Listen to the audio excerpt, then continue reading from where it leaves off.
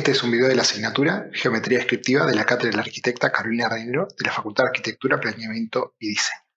En este caso, y continuando con los ejercicios de sombra en objetos representados mediante una proyección axonométrica, en este caso nuevamente una isometría, vamos a intentar resolver la sombra propia y arrojada de este modelo. Un modelo complejo con varias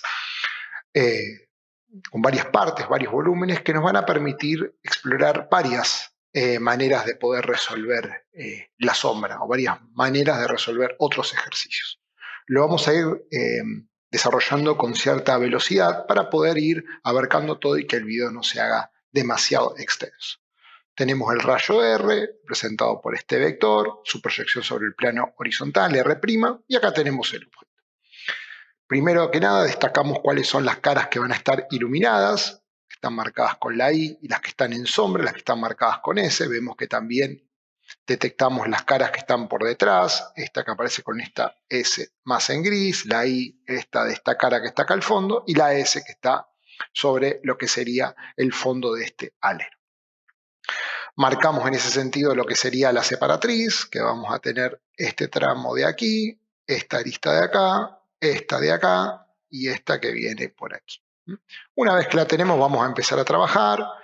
Vamos a tomar primero el punto A, en este caso la sombra del punto A va a estar en el mismo lugar, porque va a arrojar sombra sobre esta misma cara. Luego con el punto B, podemos encontrar la sombra del punto B en el piso en este lugar, pero al encontrarse con el plano vertical, en este punto sube vertical y encuentra la sombra del punto B en este lugar. Trazamos en este caso la sombra de A a B, en este caso no hay ningún inconveniente, y ahora continuamos con C. En este caso C estaría en el piso, como vemos bien acá, pero va a haber un tramo de la sombra de CB que va a arrancar desde el punto B y va a pasar por este muro. Por lo tanto, tenemos que encontrarlo tanto en este muro vertical como en el piso. Acá es importante recordar que si nosotros tenemos CB paralelo al plano donde vamos a proyectar la sombra, que en este caso es este plano vertical, la sombra va a ser paralela, como vemos acá, paralela a CB, y como vemos en el piso, paralela a CB. Entonces lo que vamos a hacer por ahora es dibujar la sombra sobre el plano vertical y vamos a dejar un poquito en stand-by la sombra en el piso. Una vez que encontramos la sombra de C, vamos a encontrar la sombra de D y de E, que están sobre la misma vertical, o sea, sus puntos sobre el piso están en el mismo lugar, y trazando una paralela R' y una paralela R por cada punto, encontramos la sombra de D, la de E y obviamente también la de F, que es la que tenemos justo aquí abajo. Y ahí lo que sí vamos a unir la sombra de F con la sombra de E y vamos a intersectarla con la sombra de C que habíamos visto que salía paralela al plano del piso, como vemos aquí.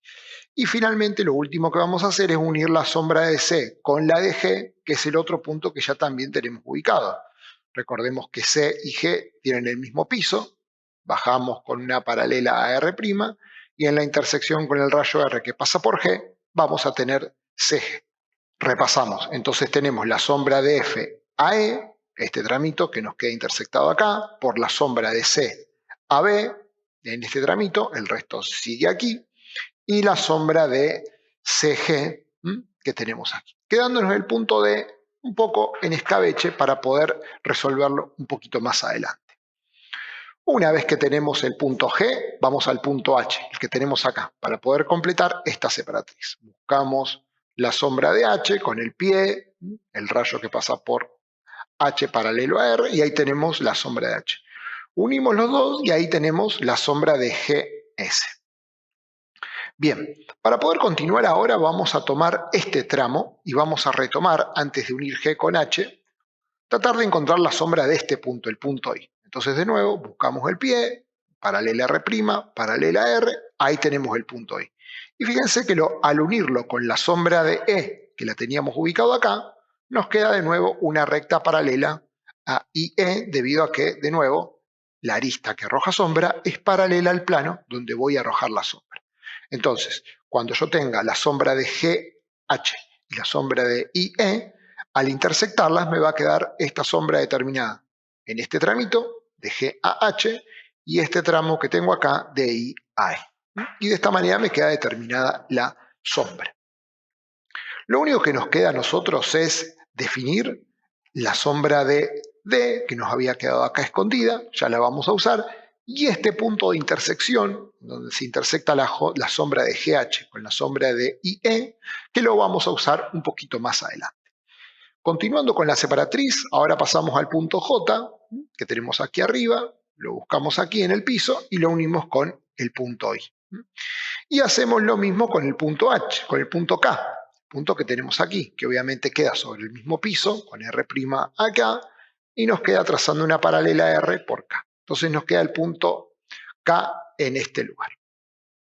Buscamos ahora el punto L, que tenemos ahí, lo unimos con el punto K y ahora sí volvemos a intersectar la sombra de IJ, esta sombra de IJ, con la sombra de KL.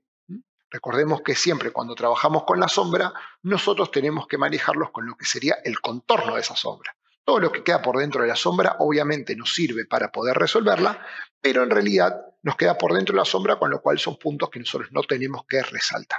Entonces, repetimos, unimos la sombra de I con la sombra de J hasta el punto de intersección con la sombra de L y de K. ¿Esto qué significa? Ya lo vamos a ver un poquito más adelante.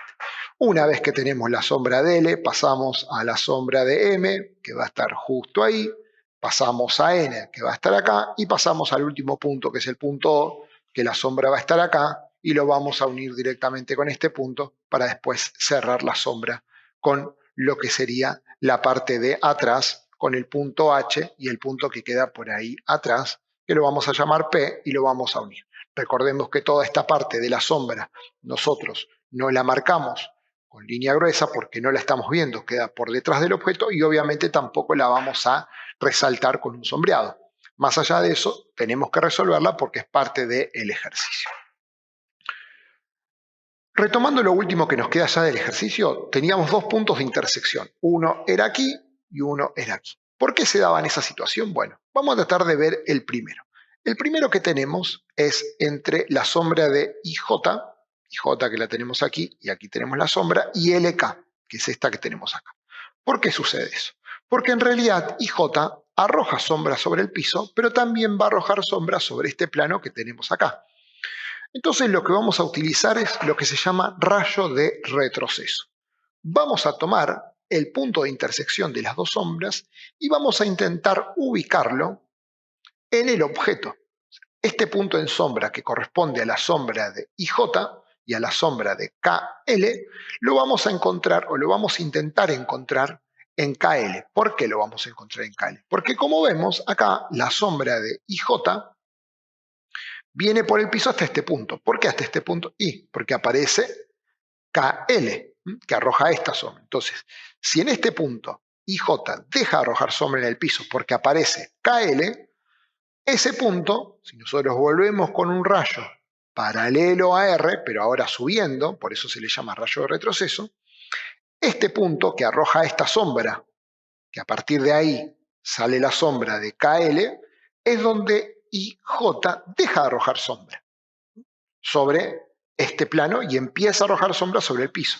Por lo tanto, si yo este punto lo uno con J, entendiendo que la sombra de IJ va a estar en este plano, vamos a obtener la sombra de IJ sobre este plano vertical.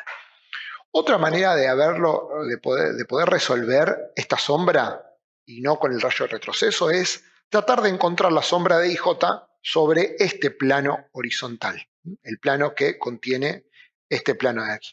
Yo podría haber encontrado el punto de I acá mismo, la sombra de J que hubiera estado más o menos por acá, y al unirlo con I me hubiera dado una dirección donde yo podría haber determinado este punto y unirlo con este. Eso hubiera sido otro método. Y vamos al último punto, que es el que tenemos aquí, el que se genera a partir de la sombra de GH, GH, que es esta arista que tenemos acá, GH, y la sombra de I, que es esta arista que tenemos acá.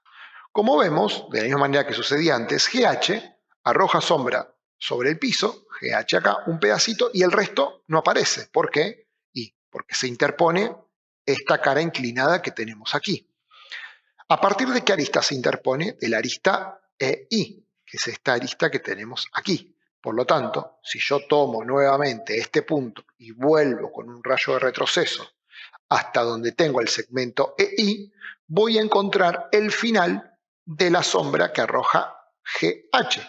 Ahora bien, yo no puedo unirlo con el punto H, porque este plano intersecta a GH en este punto. Por lo tanto, en este punto vamos a tener lo que conocemos como sombra cero, el punto donde se intersecta la arista que arroja sombra con el plano que arroja sombra, va a encontrar la sombra de ese punto en ese mismo lugar. Entonces, si yo uno este punto con este que tengo acá, me va a quedar la sombra de GH en ese pequeño sector, entendiendo que la sombra del resto de GH va a estar en el piso y en este plano que nosotros tenemos aquí, este plano que tenemos ahí atrás. Una vez que tenemos ese punto, sí, ya podemos sombrear y dar por concluido nuestro ejercicio. Muchas gracias, nos vemos en la próxima.